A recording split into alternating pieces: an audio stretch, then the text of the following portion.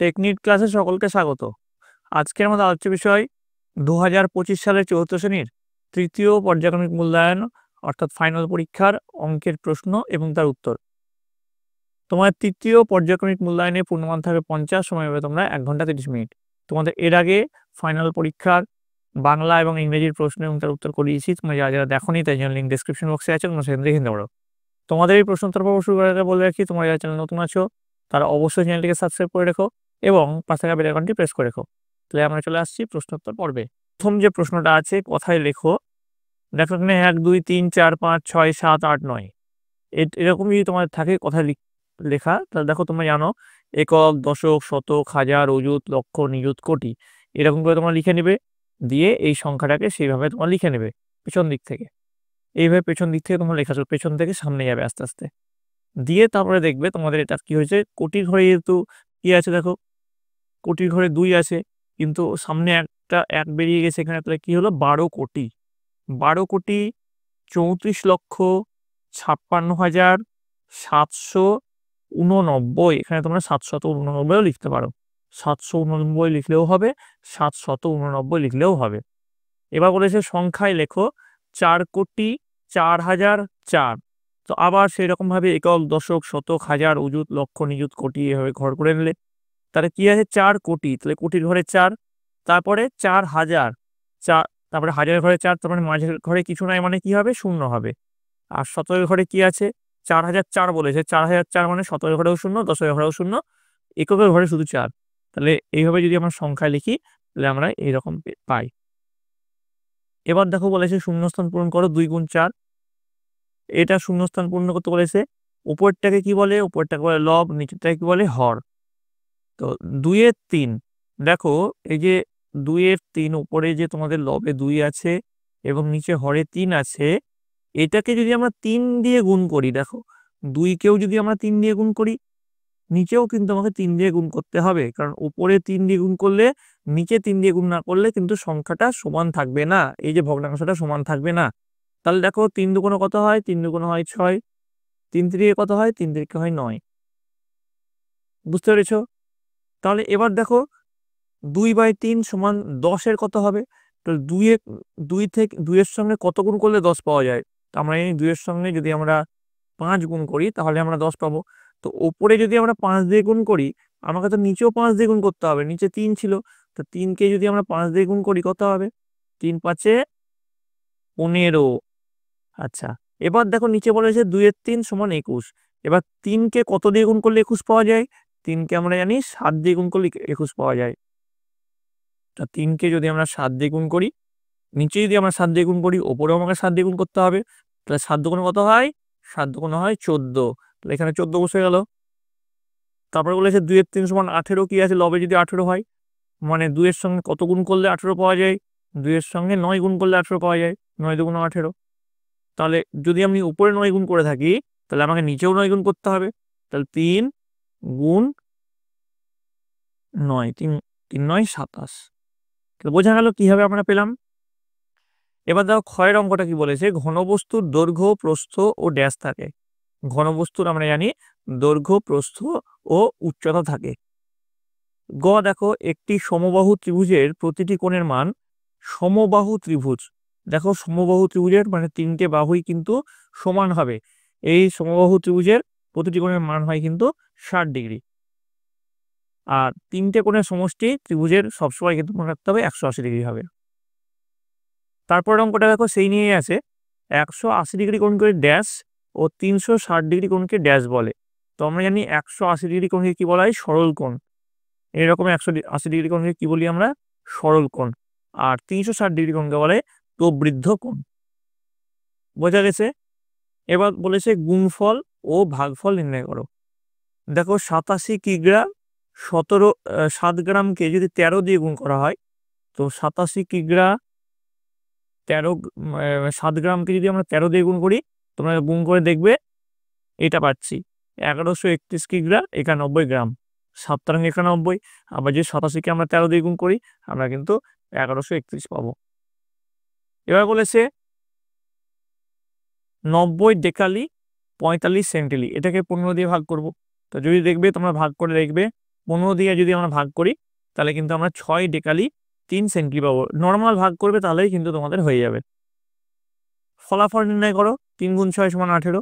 5 ঘন্টা 60 মিনিট সমান কত সেকেন্ড বলেছে।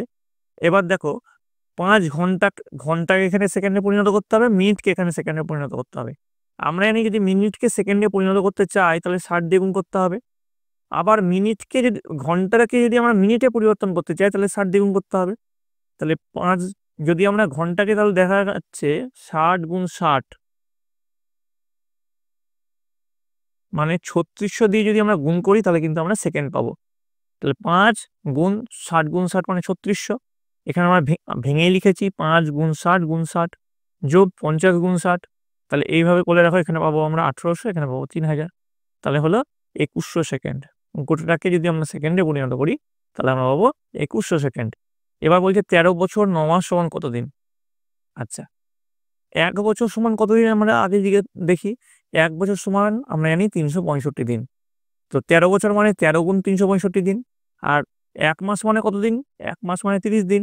তাহলে 9 মাস মানে 9 × 30। তাহলে এই দুটো যদি আমরা যোগ করি তাহলে 13 বছর 9 মাস সমান কতদিন আমরা পেয়ে যাব। দেখা যায় 4745 যোগ 270 মানে 5015 দিন হচ্ছে। এবার দেখো 3 × 8 যোগ 1 × 12 যোগ 5 × 36। এটাকে আমাদেরকে কি করতে হবে? যোগফল নির্ণয় করতে হবে। এবার যদি 8, 12, 36 এর যদি আমরা লসাগু নির্ণয় করি তাহলে আমরা কি পাবো দেখি। 4 × 2 = 8, 3 × 4 = 12, 4 9 36। আবার দেখো এটি 3 দিয়ে করি, 2 থেকে গেল, 3 × 1 = 3, 3 × 3 = 9। ঠিক আছে। এবার দেখো আমরা এগুলো গুণ করছি। দেখো 3 × 2 6, 6 × 3 18, 18 × 4 কত হয়? 72 হয়। তাহলে আমরা 72 পেলাম লসাগু। এবার 72কে এখানে 8 আছে দেখো, তাহলে 8 যদি থাকে তাহলে এই যে 4 × 2 = 8 হয়ে যাচ্ছে। তাহলে এবার দেখো 3 বাকি থাকছে কোনটা? 3, 3 এ 9, 3 × 3 = 9, 3 9 27।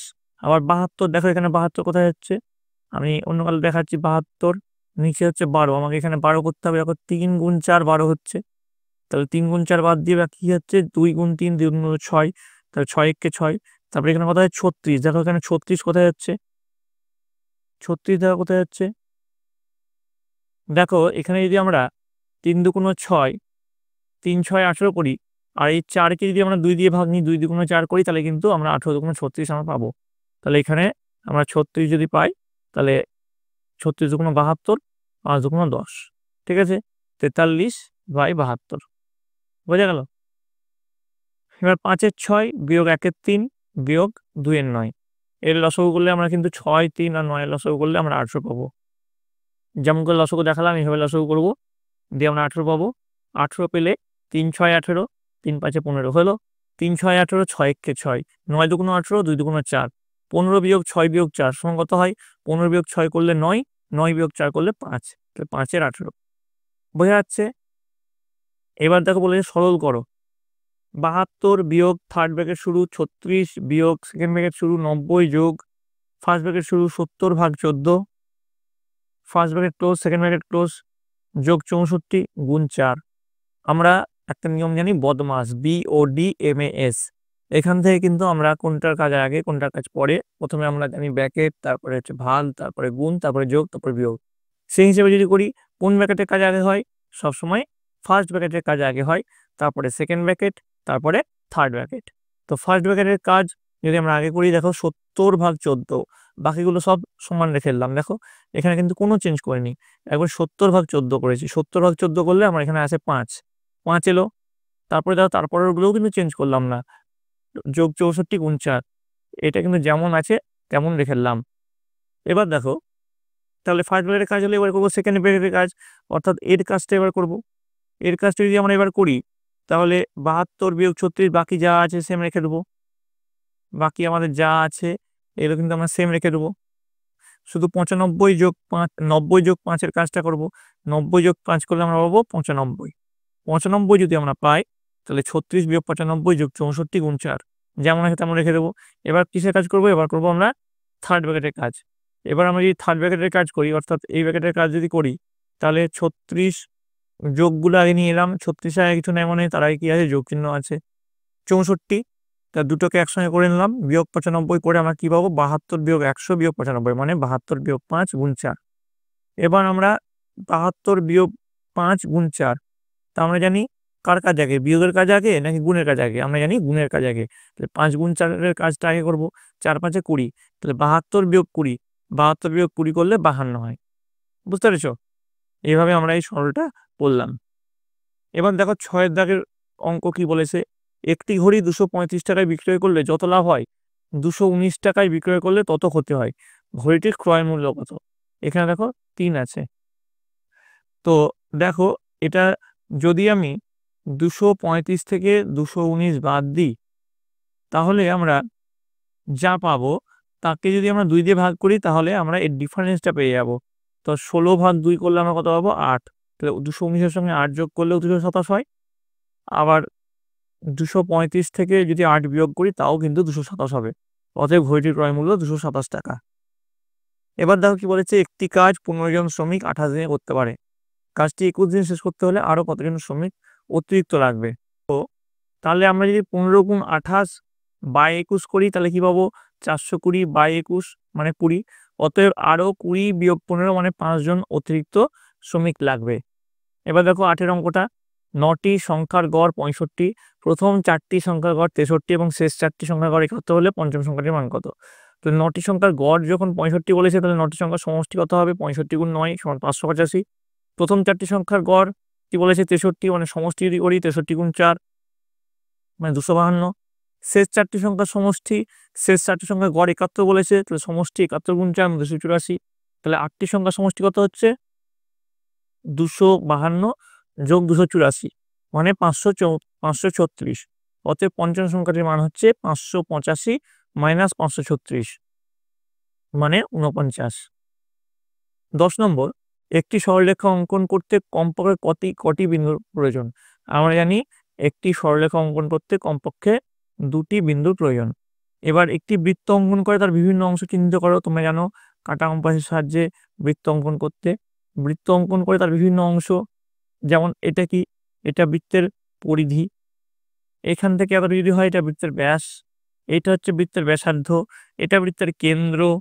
ঠিক আছে? এইভাবে কিন্তু তোমরা অঙ্কন করে এগুলো চিহ্নিত করবে। তো তোমাদের এই গেল তোমাদের অঙ্কের তৃতীয় পর্যায়ক্রমিক মূল্যায়ন অর্থাৎ ফাইনাল পরীক্ষার প্রশ্ন এবং তার উত্তর। তোমার যে এইটাই সেম টু সেম পরীক্ষায় আসবে তার কোনো মানে নেই। তোমাদের এই ধরনের প্রশ্ন আসবে, তোমরা তোমাদের বইটা খুঁটিয়ে প্র্যাকটিস করো, তাহলে দেখবে তোমাদের পরীক্ষায় সাফল্য নিশ্চিত। এর আগে যে অঙ্কের সেটটা দিয়েছি সেটাও তোমরা ভালো করে করবে। তো তোমাদের পরীক্ষা কিন্তু আর বেশি সময় নেই আসতে, এখানে তোমরা ভালো করে মন দিয়ে প্র্যাকটিস করো। আশা করি তোমাদের পরীক্ষায় সাফল্য আসবেই। তো তোমরা সকলে ভালো থাকবে, তোমরা সকলে সুস্থ থাকবে।